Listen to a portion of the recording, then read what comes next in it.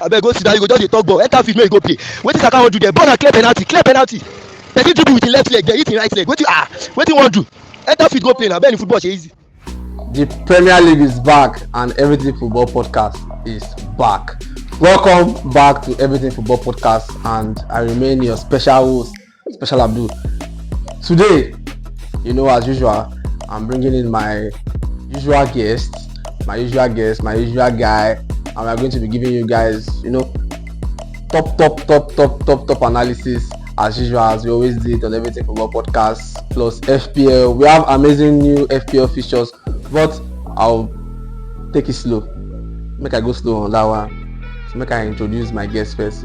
As you guys already know, my guest is Jetty, as usual. Bad guy. Yes. Welcome back.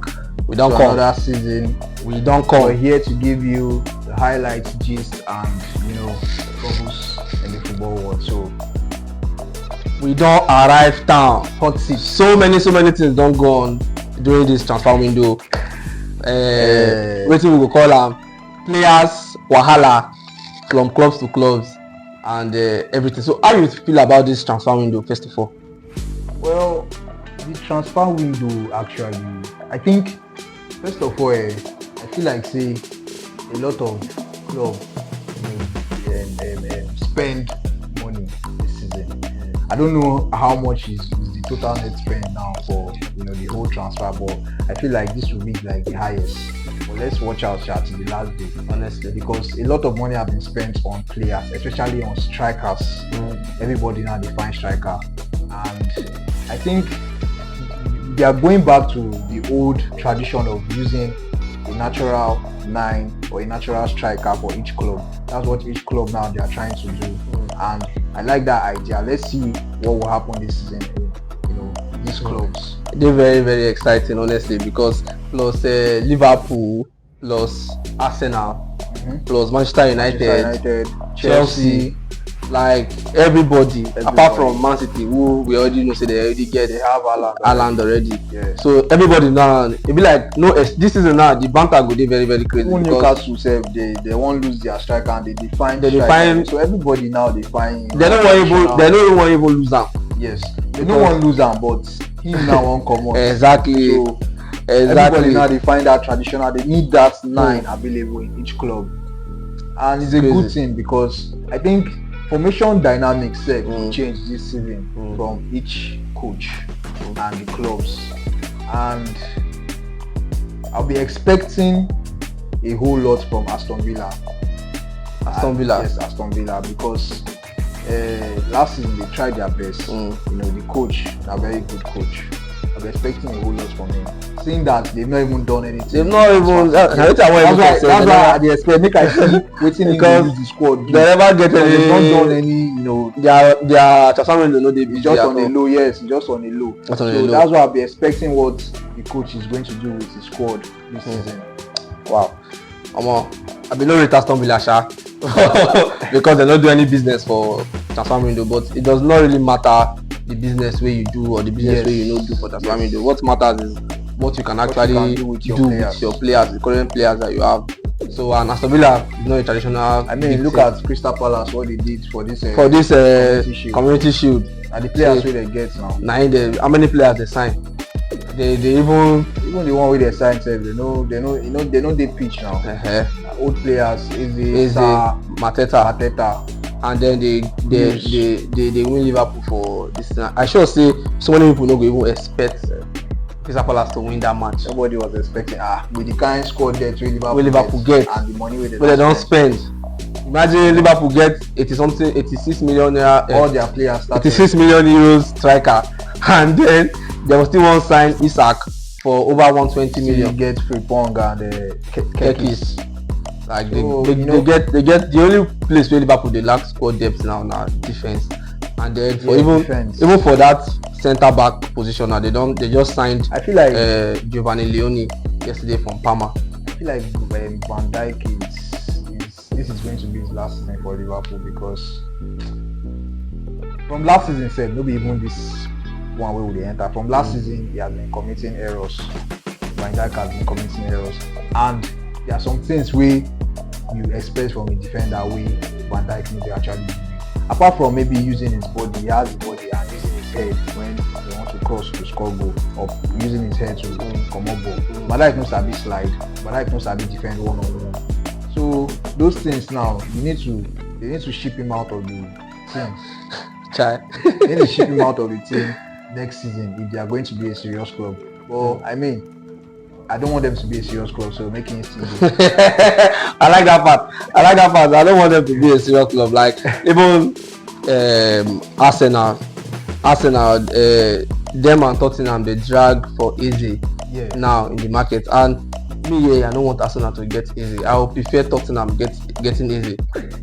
Though I don't like Tottenham too, because they mumu where like yesterday match now against PSG in the Super Cup. That one from 2-0. That one is Tottenham don't have winning mentality. From 2-0, they don't have winning.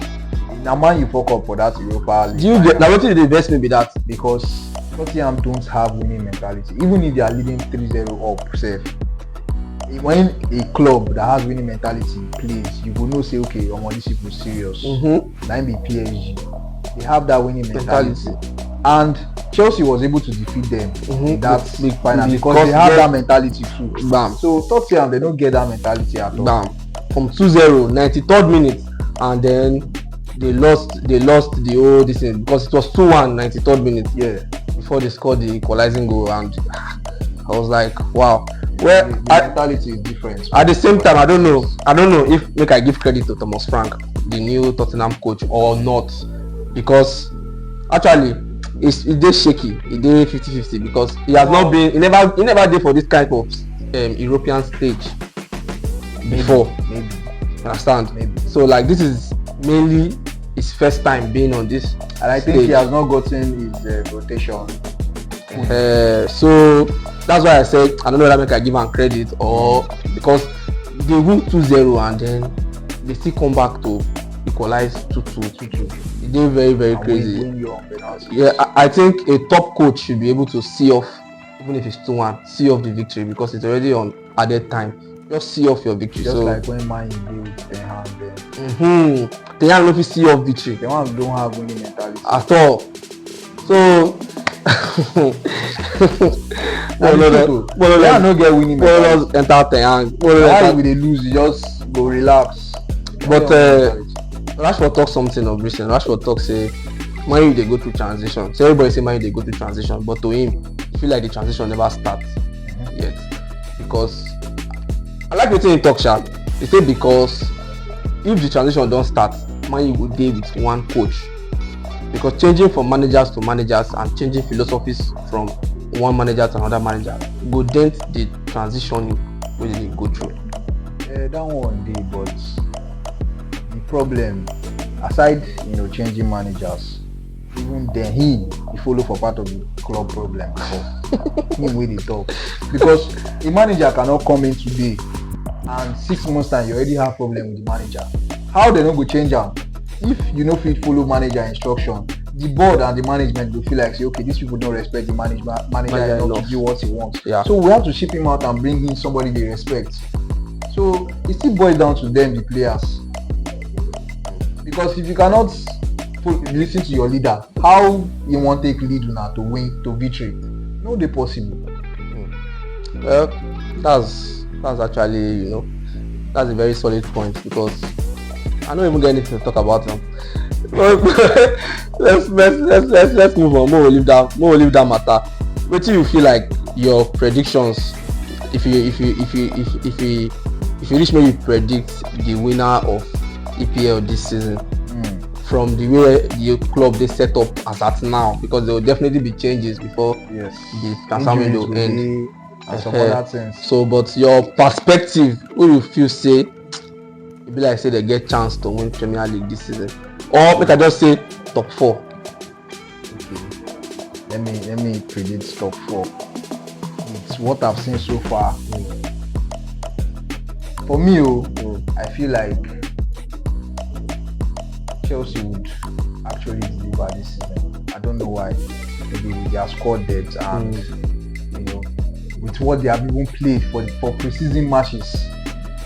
if they continue with that, intensity and they don't have injury crisis, if you actually win the league to come out first. Then for second position, I will still give Liverpool the benefit of doubt, because if they fix their defense issues, attack day, midfield day, and that defense day, keeper even day. So if they fix their defense issues, of which they're already working on it, I think they won't sign Gui in addition to the one they don't sign yesterday. So if they fix that one, they'll be solid and they'll come out second. Then for the third position, I'll be giving it to Manchester United. If they can, if the players can actually stick to the philosophy of the coach, keep themselves well, make them no get injury. The one we want to go party, even if you want to go, because now there are no too many matches for Manchester United this season. Yeah. So there's no excuse of we have tired legs, we want to rotate. People have time to rest. So third position, at least, I will say there's a watch come out with this season for Manchester United. Then the fourth position, I'll be giving it to Man City, because Man City squad now, forget say Guardiola they buy players this that, but I feel like waiting to them last season will still repeat itself this season again. So and they might actually go down the table itself. So I'm giving them the fourth position. So top 4, Chelsea, Liverpool, Manchester United, Manchester City. Man City. No Arsenal. No, Arsenal maybe 5th or 6th. I like this your table. I like this your table. It is very, very, very, very sweet. We supposed to call our football professor now to give us a own take on this top 4 matter, because he has a lot to say on top of this top 4 matter. He don't tell us say this year Premier League na banter upon banter. So we guys ready, everybody got strong, everybody got standing ground, say yes, so this one na do or die affair. So we dey call our professor now, and 1 year wetin our professor got to talk. Wetin he get to talk about the matter. About the matter, this top 4 matter wey we dey so. Main pick. As our professor still dey ring, Yeah. we will talk about our FPL. Our FPL this season is very exciting. Very, very exciting. The official Everything Football FPL this season. If you know they there, you lose. You're missing out. You take it from me. It's going to be a challenge. Take it from me. You lose. Just take it as You lose. as they are challenging for the title in Premier League. We say we challenge for the title for the Everything Football Everything FPL. Football FPL Like champion. Sweet. We have prize money for first, second, and third in our official FPL football this season. Sweet. We get first position, second position, third position. We also get manager of the month money. Manager of the month, highest points, manager of the month. We get your money. We still get cup, Everything Football Podcast Cup for inside FPL matter. So even cup winner and runner up go still get their own money. Why you no join Everything Football FPL? That's up to you. That's up to you to answer. You still have I think till tomorrow to join. Yes, you still get till tomorrow to join. Join and register. Till 12 p.m. tomorrow, 12 p.m. Friday to register for the Everything Football Podcast FPL official FPL league. Full of competitors. Can you compete? Can you compete? Can you With your compete? players, Can you compete? and let's compete together. Can you compete? I'll be there. He will be there. All of us in Everything Football will be there. So expect more and more podcasts on our mini league, because our mini league is going to be great and exceptional. Yeah, there will be people topping people coming on top of people coming. So Okay. our professor. So we have the professor on the line now. Professor don't pick. Professor don't pick. Yeah, we have professor on the line now. Good. So, Professor, Professor, what do you think the top 4 this season in the Premier League? What is your prediction? Okay, so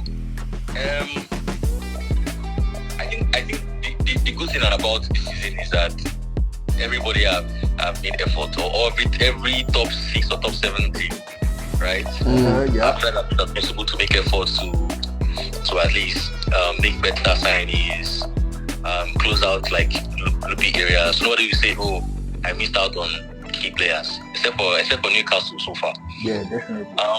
Liverpool seems like a team I would put in number 1. But looking at their preseason performance, it just feels like they will need time because of the new signings they have. They have a new left back, a new right back, a new striker, a new number 10. Luis Diaz was very instrumental, he has gone. But even with all of that, the quality in the team is still very high. So I'll put them in number 1. Right? I will put number 2 as Chelsea. But it's why, right? Okay. If they are able to sort out their centre back issues, they are easily going to be in the top 2. But if they don't, Arsenal will take that top 2. I think Arsenal still have a lot of deficiencies in their team. They don't have a proper left winger. Missing Partey is very like Partey has been in the team for like I think 4 years or 5 years. Yeah. Right? It gives them that balance as a team. I don't know. Merino is just a very swift passing player. When the game gets physical, I don't know if the team will stand that physicality. Yeah. So in the order, right, I'll say Liverpool 1, Chelsea 2. right, Arsenal 3, number 4. I won't put Newcastle there. This Isak whole issue might be a damp in their top 4 success, right? Yeah. And imagine not having, like, everybody knows that Newcastle last season was basically because of how prolific, right? Isak was. Every game that Isak did not play, you can actually tell that they miss him as a They were player. missing him. Yeah. The Carling Cup they won, I mean, Isak was just everything, right? So I'm ruling out Newcastle from top 4. But the 4th position is a battle for me between Man U, right, and who was the other team I had in mind? And Tottenham, right? Tottenham. But the top 4 position, I am really not sure about Tottenham. Like, I mean, Man U and Tottenham are just the teams that today they can be all good and everybody will be so excited. Professor, you forgot about City. Man City in Interesting. Jesus. Okay, so let's look at it, right? Liverpool 1, Chelsea 2, Man City 3, Arsenal 4. Oh, so now Man you can't come up So for the Man United for top 4. Professor, I don't think Man U. I mean, everybody knows Man U now. even with If you like sign Baleba, even with the amount of we have the least game time in this your list. it doesn't. No, game time doesn't suffice. It's the coach I worry about. I don't worry about Man U's squad. I worry about the coach, and I'll tell you why I worry about the coach. Okay. Right? I'm not saying Amorim is not good. I'm not saying he's not tactically sound, but he's very predictable. So it's like if for every time you watch Man U last season, it's the same thing you see. Yes or no? yeah, the same formation is choosing. It means that Style of play. Man U needs high level players who are good at what they do to be able to play Amorim's football week in, week out. So imagine the Man U team that signs Baleba and signs Sesko and signs Coham Mbeumo. I've called 4 players for you, right? Imagine 2 being injured. Who are the possible replacements? So I feel like the thing that affected Man City last season was because they were predictable. Not that they didn't have it. Yeah, because I also wanted to say the same thing because Man City have the same style of play. Thank you. But Yeah. Man City season is going to change. Like, I know for sure they're going to change. Well, Looking at how they let's sign their see. players and the way they've actually been able to sign like very supporting strikers. Like, I mean, Foden is a supporting striker. Mamouche can also support as a striker, which means there's a world where Haaland can. they lost De Bruyne, so that midfield is. It's part of why I said that they were predictable. Everybody knew how The Bruyne played. right? Yeah. It's just be able to like quick passing in the midfield and connect strikers on with fluid attacking play. But this season now, I think they want to be different. I think, right? Based on what I watched in preseason, I think they want to be different. Okay. So Man U now is too predictable to be a top 4 team. I think in top 4 you have to just be very dynamic, right? Like the opponent has always bring like the opponent you face this week will not be the same person you face next week. Definitely. So it basically means that you need to have like enough quality in your team that whatever kind of opponent you are facing, you have the right players to match that game. That's where I see my falling short. Well, Amorim is not dynamic. Like he does the same thing all the time. Always hoping to get the same results. I mean, it doesn't work like that. Let's see what will happen this weekend. Prof, me and you for fighting games. as you kick Man U out of top 4, but we are not going to fight. So I have a question, right? Yes. Why do you think Man U should make top 4? What have you seen so far that can allow you to beat your chest and be like, oh man, you're gonna make top 4 so bad? First of all, yeah, Man U does not have too much games to play this season. We are focused on domestic. Everybody's saying you don't have too much games. Yeah. Is it really a metric to say okay? Yeah, it is. It's going to ease the players off the pressure of exactly the other competitions that come. Like Fatigue. the Europa matches gives them too much pressure. I understand that, but the amount of game time you have does not like. To me, I think tactics first, game time much later. Tactics True. has to be right. Tactics first. That just has to be right. But just like what you talk, yeah. The tactics is good. Even if you're playing less competitions or more competitions, it means that your tactics is sound. Like I've watched Amorim play low block teams, highlight teams. Guys playing the same thing. So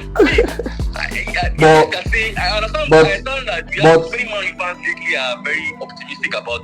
But did you follow up on their preseason matches? I think it was something different actually from last season. Okay, so preseason, right? Especially with the addition of Mount. Mount gave a different style of play in that attack for me. Yes, true. But I'm worried about there were too many signings this season. There's Sesko, there's Mbuemo, there's Kunha, and I mean those three attacking players are very important. For me, if Amorim can just try not to be too predictable and push Bruno Fernandes to play more attacking than being defensive, then we can even talk about top 5. But trust me, I think I'll come back here next year, God keep us alive, and let you know that now you can make top 4. Well, let's see. No wahala, Prof. Thank you very much. Thank you very much for giving us your insight and your analysis. Thank you so much. Yeah. Alright, bye guys. Alright. So I don't hear from Prof now. Prof say in top 4 now Liverpool, Chelsea, City and Arsenal. Leaving Man U out of the top 4. Say Man U. Let's see who. Say Man U finish 5th or 6th. Well, by December I think we will know how table will be. No wahala. So you guys watch out for Everything Football Podcast on Twitter. Follow our handle on Twitter. Everything Football Podcast on YouTube. Follow it on YouTube too. Everything Football Podcast. Always like, subscribe, and share too. On Instagram. Do that, and then our page on Facebook. Everything Football Podcast. It is there. Go there, follow YouTube, subscribe, and do everything. Comment. Give us your opinion. Your opinion. About stuff like this. Tell us if you would like to be on the show, so that we can add, your comments on the show. Exactly. We'll give you a shout out and everything. Thank you guys for watching this episode to this level. We'll meet again next week. Take care.